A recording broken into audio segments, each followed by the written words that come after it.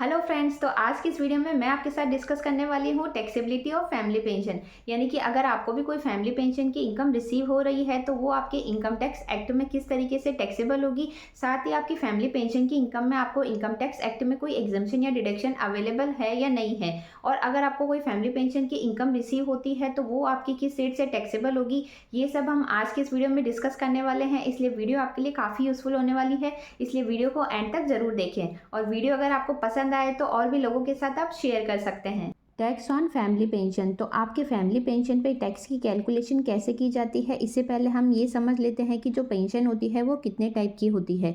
तो यहाँ पे आपकी जो पेंशन होती है वो दो तरह की होती है। एक होती है आपकी नॉर्मल पेंशन, एक होती है आपकी फैमिली पेंशन। अब नॉर्मल पेंशन वो होती है जो कि एक स्पेसिफिक एज के बाद जब आप रिटायर हो जाते हैं तो आपके एम्प्लॉयर के द्वारा हर मंथ आपको पेंशन प्रोवाइड की जाती है आफ्टर रिटायरमेंट। तो वो आपकी पेंशन इनकम होती है, और ये पेंशन आपको कितनी प्रोवाइड की जाएगी ये डिपेंड करता है कि आपने अपने एम्प्लॉयर के वहाँ कितने समय तक काम किया है। उसके बेसिस पे आपकी पेंशन जो है वो डिसाइड की जाती है। अब रिटायरमेंट के बाद जो आपको ये पेंशन प्रोवाइड की जाती है तो उसमें आपके पास दो ऑप्शन रहते हैं। या तो आप हर महीने ये पेंशन की इनकम रिसीव कर सकते हैं, या फिर आप चाहे तो लमसम अमाउंट रिसीव कर सकते हैं, जिसे हम कम्यूटेड पेंशन बोलते हैं। अब आपकी जो ये पेंशन की इनकम होती है ये आपके सैलरी हेड में टैक्सेबल होती है, जहाँ पे आप फ्लैट 75,000 रुपये की पेंशन की इनकम में से डिडक्शन जो है वो क्लेम कर सकते हैं। नेक्स्ट है फैमिली पेंशन।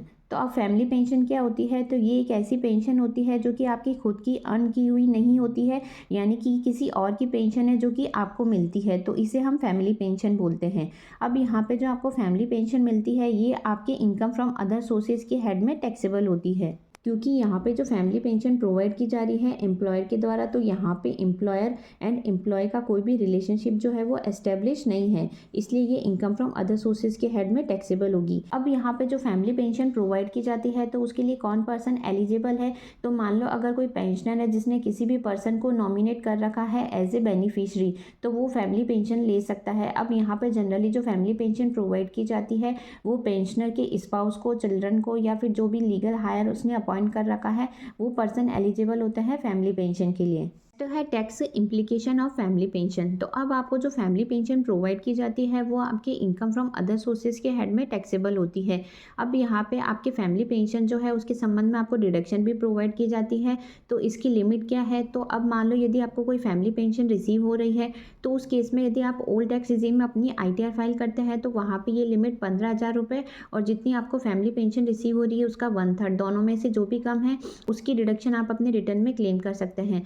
लेकिन बजट 2024 में इस लिमिट को इंक्रीज करके 15,000 से 25,000 कर दिया है। तो अब यदि आप अपनी ITR न्यू टैक्स रिजीम में फाइल करते हैं तो उस केस में आप फैमिली पेंशन की कितनी डिडक्शन ले सकते हैं, तो 25,000 रुपये, और जितनी आपको फैमिली पेंशन रिसीव हो रही है उसका 1/3, दोनों में से जो भी कम है उसकी डिडक्शन आप अपने रिटर्न में क्लेम कर सकते हैं। तो अब आपके फैमिली पेंशन पे टैक्स की कैलकुलेशन कैसे की जाएगी इसको हम एक एग्जांपल के साथ समझ लेते हैं। फॉर एग्जांपल मान लो अगर आपको फाइनेंशियल ईयर 24-25 में जो फैमिली पेंशन रिसीव होती है वो है 1,20,000 रुपये। अब यदि मान लो अगर आप ओल्ड टैक्स रिजीम में ITR फाइल करते हैं तो वहाँ पर आपका 1,20,000 का 1/3 होता है 40,000 रुपये, और 15,000, दोनों में से जो भी कम है 15,000 है, तो उस केस में आप 15,000 रुपये की डिडक्शन ले सकते हैं। तो आपकी फैमिली पेंशन कितनी टैक्सेबल होगी, 1,20,000 में से 15,000 गया तो 1,05,000 रुपये की फैमिली पेंशन आपकी टैक्सेबल होगी यदि आप ओल्ड टैक्स रिजीम में अपनी ITR फाइल करते हैं। अब यदि मान लो आप न्यू टैक्स रिजीम में अपनी फाइनेंशियल ईयर 24-25 की ITR फाइल करते हैं तो वहाँ पे मान लो आपको जो फैमिली पेंशन मिलती है वो है 1,20,000, तो 1,20,000 का 1/3 40,000। तो यहाँ पे आपकी जो लिमिट है वो बजट 2024 में इंक्रीज़ करके 15,000 से 25,000 कर दी है। तो 25,000 और 40,000 दोनों में से जो भी कम है 25,000 है, तो उस केस में आप 25,000 रुपये की डिडक्शन रिटर्न में क्लेम कर सकते हैं। तो 1,20,000 में से 25,000 गए तो आपकी 95,000 रुपये की फैमिली पेंशन जो है वो आपके इनकम फ्रॉम अदर सोर्सेज के हेड में टैक्सेबल होगी यदि आप न्यू टैक्स रिजीम में अपनी ITR फाइल करते हैं। तो इस तरीके से आपके फैमिली पेंशन की कैलकुलेशन की जाएगी। नेक्स्ट है, अब आपको जो ये फैमिली पेंशन प्रोवाइड की जाती है ये किस रेट से टैक्सेबल होगी। तो अब यदि आप अपनी ITR न्यू टैक्स रिजीम में फाइल करते हैं तो वहाँ पे सभी टैक्स पेयर के लिए जो टैक्स रेट है वो सेम है। यानी कि अगर आपकी फैमिली पेंशन की इनकम 3 लाख रुपए तक है तो वो पूरी एग्जेम्प्ट है, यानी कि आपको कोई भी टैक्स का पेमेंट नहीं करना है। यदि आपकी इनकम 3 लाख से 6 लाख रुपये के बीच में है तो 5% से टैक्स का पे करना है। 6 से 9 लाख रुपये के बीच में है तो 10% से टैक्स का पे करना है। 9 से 12 लाख रुपये के बीच में है तो 15% से टैक्स का पे करना है। 12 से 15 के बीच में है तो 20% से टैक्स का पे करना है, और यदि आपकी फैमिली पेंशन की जो इनकम है वो 15 लाख रुपए से ज़्यादा हो जाती है तो उस केस में आपको 30% से टैक्स का पेमेंट करना है। तो ये जो टैक्स रेट है वो आपके न्यू टैक्स रिजीम के केस में एप्लीकेबल होगी, और ये आपकी फाइनेंशियल ईयर 24-25 के लिए जो ITR फाइल की जाएगी असेसमेंट ईयर 25-26 के लिए, उसके केस में ये रेट आपके एप्लीकेबल होगी। लेकिन यदि मान लो आपको कोई फैमिली पेंशन रिसीव हो रही है और उस केस में जो सीनियर सिटीज़न है उनके द्वारा अगर ओल्ड टैक्स रिजीम में अपनी ITR फाइल की जाती है तो उनकी इनकम अगर 3 लाख रुपए तक है तो कोई टैक्स का पे नहीं करना है। यदि इनकम 3 लाख से 5 लाख रुपए के बीच में है तो 5% से टैक्स का पे करना है। यदि इनकम 5 लाख से 10 लाख रुपए के बीच में है तो 20% से टैक्स का पे करना है, और यदि इनकम 10 लाख रुपए से ज़्यादा हो जाती है तो उस केस में 30% से टैक्स का पेमेंट करना है।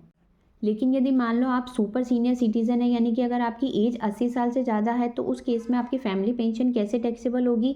तो यदि आपकी इनकम 5 लाख रुपए तक है तो आपको कोई भी टैक्स का पेमेंट नहीं करना है। यदि इनकम 5 लाख से 10 लाख रुपए के बीच में है तो 20% से टैक्स का पेमेंट करना है, और यदि आपकी इनकम 10 लाख रुपए से ज़्यादा हो जाती है तो उस केस में आपको 30% से टैक्स का पेमेंट करना है। साथ ही एक चीज़ आपको ध्यान रखनी है कि यदि मान लो आप ओल्ड टैक्स रिजीम में अपने ITR फाइल कर रहे हैं तो वहाँ पे आप कई सारी एग्जेम्पशन और डिडक्शन ले सकते हैं, जैसे कि आप ATC की डिडक्शन ले सकते हैं, HRA की डिडक्शन ले सकते हैं, होम लोन की डिडक्शन ले सकते हैं, या आपको जो सेविंग बैंक, पोस्ट ऑफिस या FD से कोई इंटरेस्ट मिलता है तो उसकी सेक्शन 80TTB में आप डिडक्शन ले सकते हैं। आप 80D में मेडिकल इंश्योरेंस की डिडक्शन ले सकते हैं। लेकिन यदि आप न्यू टैक्स रिजीम में अपनी ITR फाइल करते हैं तो वहाँ पे आपको कुछ सर्टेन एग्जेम्पशन और डिडक्शन है जो ही प्रोवाइड की जाती है, तो इस चीज़ का आप ज़रूर ध्यान रखें। तो आई होप आज की जो ये वीडियो है वो आपके लिए यूज़फुल रही होगी। वीडियो से अगर किसी तरह की हेल्प मिली हो तो चैनल को लाइक, शेयर एंड सब्सक्राइब करना ना भूलें। Thanks for watching.